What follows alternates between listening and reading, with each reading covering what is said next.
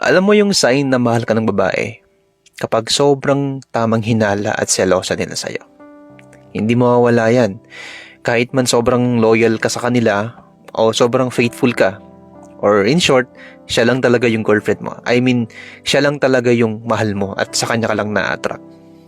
Hindi pa rin sila naniniwala dyan. They want a consistent effort na patunayan mo sa kanila na sila lang talaga yung mahal mo. At ang babaeng selosa ay hindi toxic. Ibig sabihin lang yan, gusto nilang ipagdamot kung ano ba yung meron sa kanila. Ayaw nila na mapalapit ka sa ibang babae. Ayaw nila na meron kang makausap na ibang babae. Ganoon talaga. Hindi mo talaga maintindihan minsan ang ugali ng babae.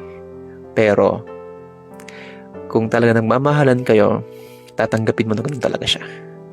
Dahil ang nature ng babae ay hindi sila mapapakalma hanggat ang alam nila sa jowa nila ay may kasamang babae.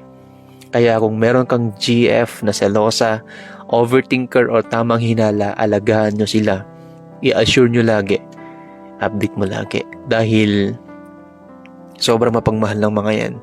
Sila yung mga pinaka-sweet at pinaka-caring talaga sa relationship. At isa pa, kapag selosa at tamang hinala yan sa'yo, hindi ka mag-overthink sa kanya. Kasi focus siya sa'yo at focus siya sa relasyon niya. Good luck.